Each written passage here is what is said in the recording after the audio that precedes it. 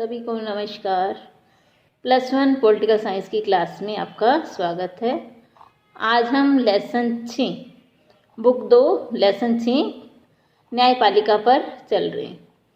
तो आज के भाग में जो हम जानेंगे वो है सबसे पहला कि लेसन को देने के उद्देश्य क्या है।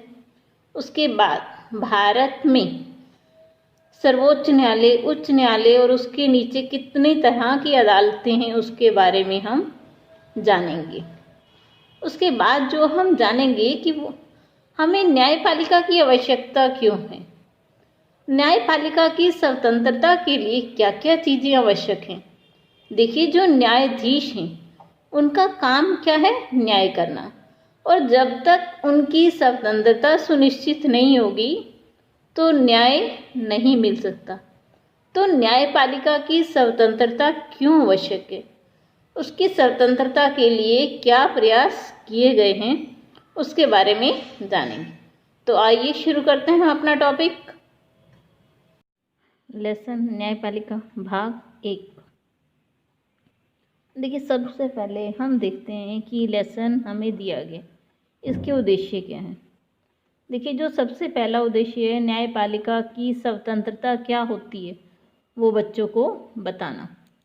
जो इसका दूसरा उद्देश्य है अधिकारों की सुरक्षा में न्यायपालिका की क्या भूमिका है वो बताना। तीसरा उद्देश्य संविधान की व्याख्या में न्यायपालिका की भूमिका बताना। चौथा, संसद और न्यायपालिका के आपसी संबंध क्या हैं उनके बारे में बच्चों को बताना। तो चलिए, सबसे पहले देखिए, क्या आप जानते हैं कुछ इम्पोर्टेंट फैक्ट है ये। भारतीय न्यायपालिका कॉमन लॉ पर आधारित प्रणाली है। यह प्रणाली अंग्रेजों ने औपनिवेशिक शासन के समय बनाई थी। इस प्रणाली को आम कानून व्यवस्था के नाम से जाना जाता है, जिसमें न्यायाधीश अपना फैसला, आदेशों और निर्णयों से कानून का विकास करते हैं। देखिए, ये सिस्टम अंग्रेज़ों ने शुरू किया था। उससे पहले हमारे यहाँ क्या होता था, जो छोटी छोटी रियासतें हैं उनके राजा थे, राजा के आगे मंत्री वो निर्णय करते थे, या फिर गांव में पंचायतें हैं उनके सरपंच निर्णय लेते थे, या कोई कबीले थे तो कबीलों का मुखिया निर्णय लेता था। लेकिन इस व्यवस्था को अंग्रेजी सरकार ने शुरू किया था। इसका उद्देश्य क्या था, कानून का विकास करना। 15 अगस्त 1947 को हमारा देश स्वतंत्र हुआ, आप सभी जानते हैं, और 26 जनवरी 1950 को हमारा संविधान लागू किया गया।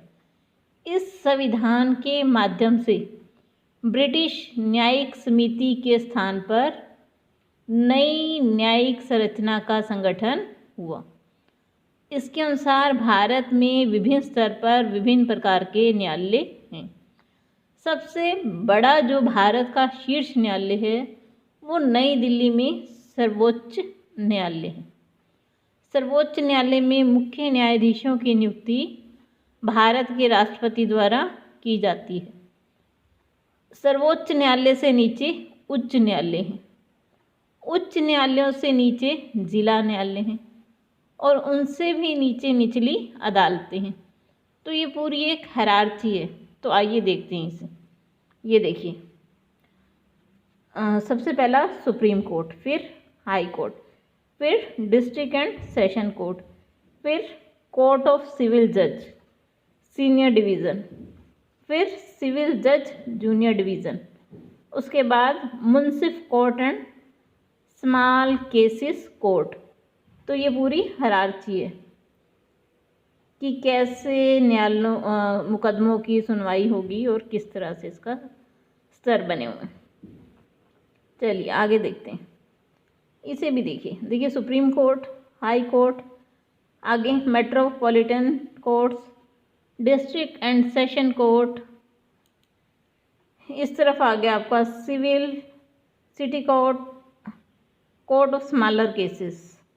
ठीक है जी, यहाँ पे क्रिमिनल, सेशन जजेस, chief metropolitan courts, metropolitan magistrate court, और उधर आ गया आपका civil, district court, sub court, principal, junior civil जज कोर्ट, मुंसिफ कोर्ट।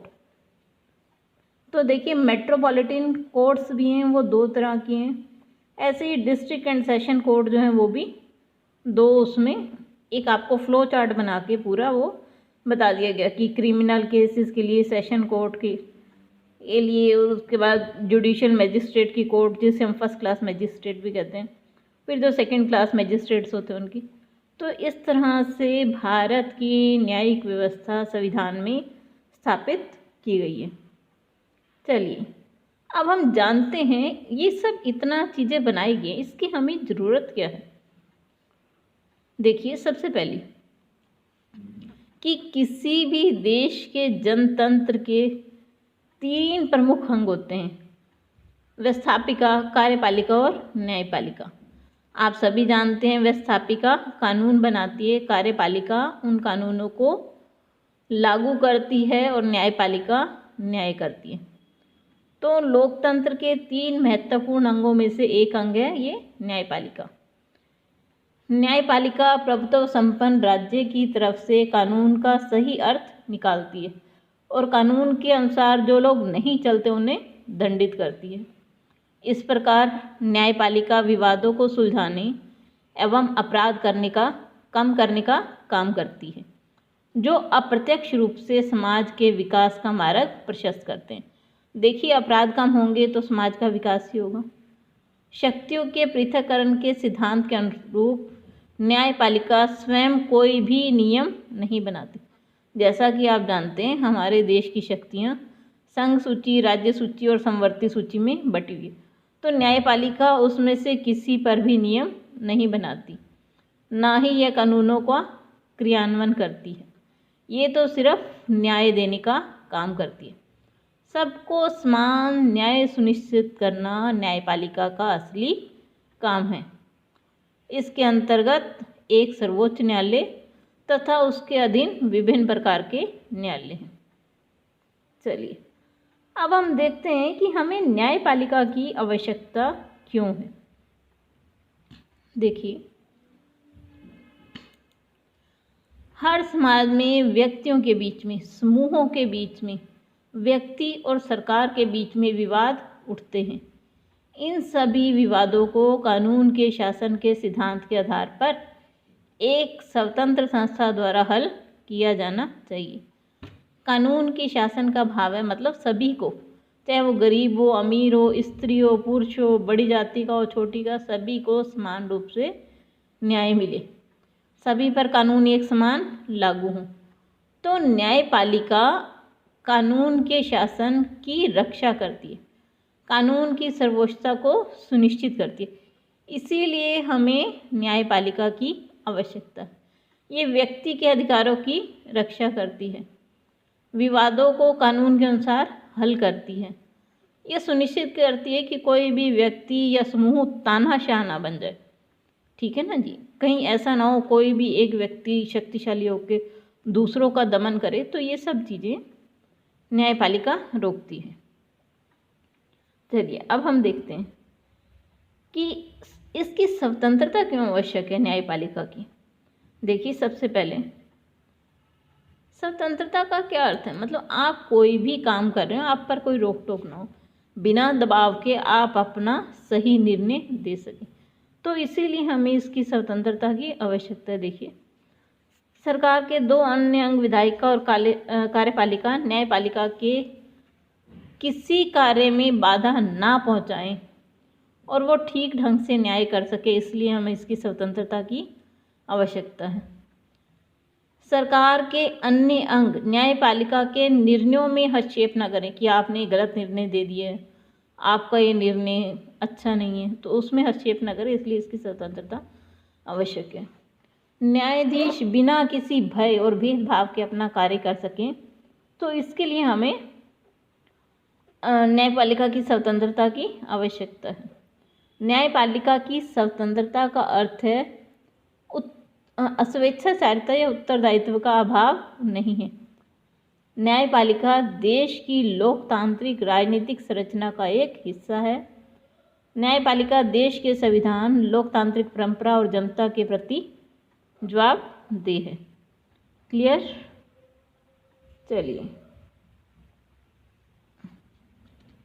अब हम देख लेते हैं कि न्यायपालिका की स्वतंत्रता को स्थापित करने वाले तत्व क्या हैं। देखिए, सबसे पहला क्या है, न्यायाधीशों की नियुक्ति। न्यायाधीशों की नियुक्ति अगर मान लीजिए कोई राजनीतिक दल करेगा तो ऐसा माना जा सकता है कि वो लोग उनके कहे अनुसार कार्य करेंगे। तो न्यायाधीशों की जो नियुक्ति है उसके 3 ढंग बताए गए हैं। सबसे पहला देखिए क्या है कि जनता द्वारा चुनाव। न्यायाधीशों की नियुक्ति का जो सबसे पहला ढंग बताया गया वो है जनता द्वारा चुनाव, लेकिन यह प्रणाली दोषपूर्ण है इसलिए प्रचलित नहीं है। दूसरा है विधानमंडल द्वारा चुनाव। स्विट्ज़रलैंड और रूस में न्यायाधीशों का चुनाव विधानमंडल द्वारा किया जाता है, लेकिन ये भी पद्धति न्यायाधीशों के लिए, न्यायपालिका की स्वतंत्रता के लिए अच्छी नहीं, क्योंकि अब जो व्यक्ति चयन कर रहे हैं, मान लीजिए वो किसी बात का दबाव बनाएंगे तो वो लोग उनकी बात को पूरी करेंगे। तीसरा है कार्यपालिका द्वारा नियुक्ति। ये सबसे अच्छा तरीका है। देखिए, भारत में भी इसी प्रणाली को अपनाया गया है। सर्वोच्च न्यायालय के मुख्य न्यायाधीश की सलाह पर ही राष्ट्रपति अन्य न्यायाधीशों की नियुक्ति करता है। तो भारत में इस पद्धति को अपनाया गया है। चलिए, आज के लिए बस इतना ही। कल आपसे फिर मिलेंगे, तब तक धन्यवाद। अगर आपको वीडियो पसंद आए तो लाइक ज़रूर कीजिए और चैनल को सब्सक्राइब ज़रूर कीजिए।